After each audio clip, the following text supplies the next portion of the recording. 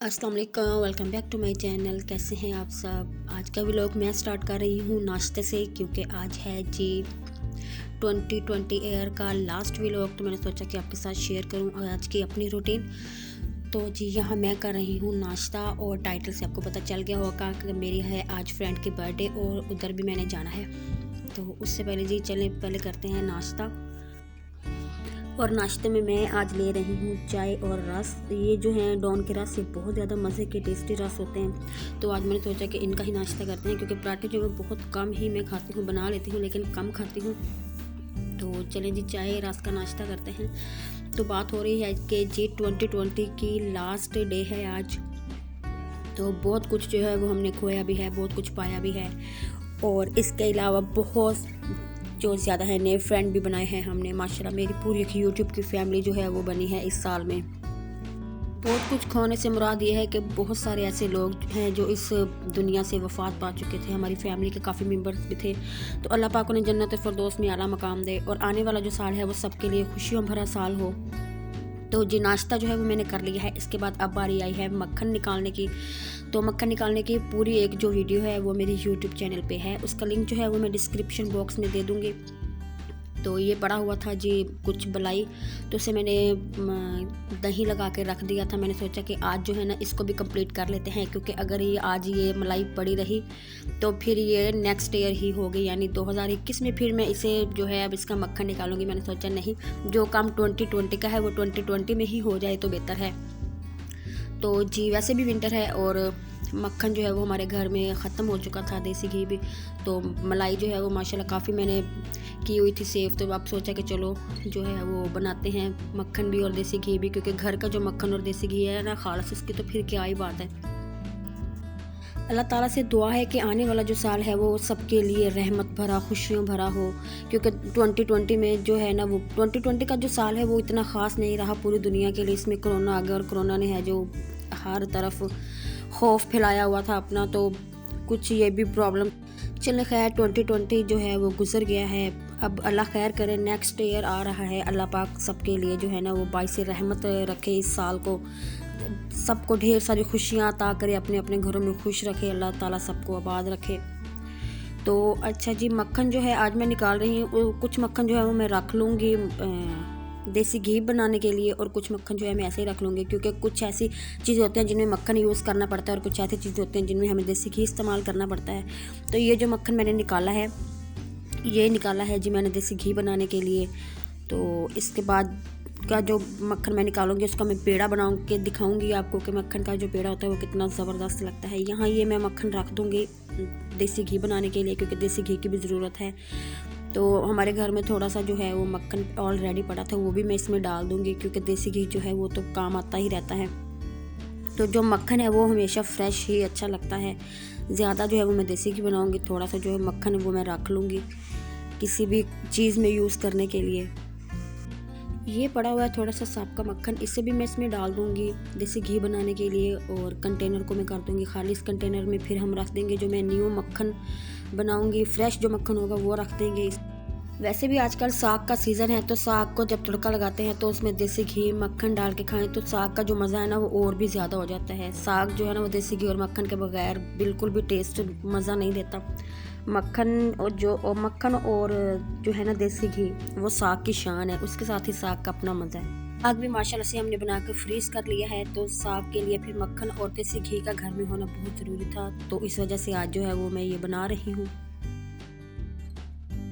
अच्छा जी अब ये है वो फ्रेश मक्खन जो मैंने अभी निकाला है। निकाल के मैंने इसका पेड़ा बनाया है, और थोड़ी देर के लिए मैंने इसे फ्रीज़र में रखा था ताकि ये जो है ना वो सही तरह से जम जाए। ये देखिए अब कितना अच्छा एक जो पेड़ा होता है ना मक्खन का वो बन चुका है माशाल्लाह। इतना ज़बरदस्त मज़े का मक्खन निकलता है ना घर का। तो इसे जो है वो अब मैं रख दूँगी फ्रिज में। तो किसी भी चीज़ में इस्तेमाल करना होगा तो हम इसे यूज़ कर लेंगे। किचन का काम करने के बाद अब मैं हुई हूँ फ्री। तो अब मैं यहाँ खा रही हूँ अनार। माशाल्लाह अनार भी बहुत ज़्यादा रेडिश और बहुत ज़्यादा मज़े के आए हुए हैं मार्केट में। तो जी अनार खाते साथ साथ मैं हो गई हूँ रेडी, क्योंकि मैंने जाना है अपनी फ्रेंड की बर्थडे पे। तो ये देखिए जी, मैंने यहाँ केक जो है वो भी मंगवा लिया है। खुद लेने नहीं गई क्योंकि मुझे घर में काफ़ी काम था, अगर मैं खुद जाती तो फिर मेरा टाइम भी वेस्ट हो जाता। तो इस वजह से मैंने भाई को कहा कि मुझे केक ला दे। भाई केक ले आया। गिफ्ट भी मैं पहले 2-3 दिन पहले गई थी मार्केट, तो गिफ्ट भी ले आई थी। तो चले फिर फ्रेंड के घर चलते हैं। और इधर जी हम आ गए हैं अपनी फ्रेंड के घर। मेरी एक और बचपन की दोस्त है, उसने और मैंने मिलकर प्रोग्राम बनाया था कि हमने अपनी बर्थडे जो फ्रेंड है उसे देना है सरप्राइज़। तो वो जो है मुझसे पहले पहुंच गई है, मैं बस उलझी हुई थी घर के थोड़े से कामों में। तो फाइनली मैं भी अब अपनी फ्रेंड के घर पहुंच गई हूं। तो इसके बाद अब हम जो है वो गेट टुगेदर होंगी, इंजॉय करेंगी, क्योंकि पूरे 1 साल के बाद हम लोग जो हैं वो फ्रेंड्स इकट्ठी हो रही हैं। माशाल्लाह स्कूल कॉलेजेस से हम लोग फ्रेंड्स हैं, तो फिर जहाँ बेस्ट फ्रेंड्स हों वहाँ फिर पार्टियाँ तो चलती ही हैं।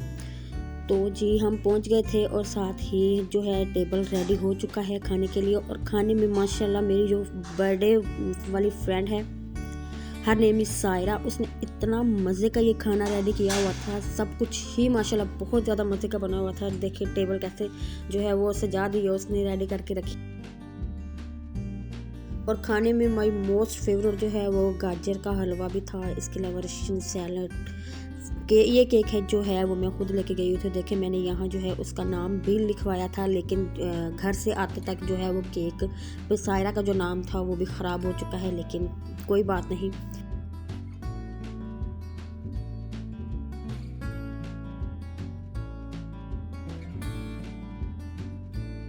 अच्छा जी, यहाँ बर्थडे गर्ल जो है वो भी आ चुकी है और फाइनली वो अपनी बर्थडे का केक जो है वो कटिंग कर रही है। और इनके घर में माशाल्लाह बच्चे जो थे वो सारे ही बहुत ज़्यादा एक्साइटेड थे कि केक जो है वो कटिंग हो रहा है।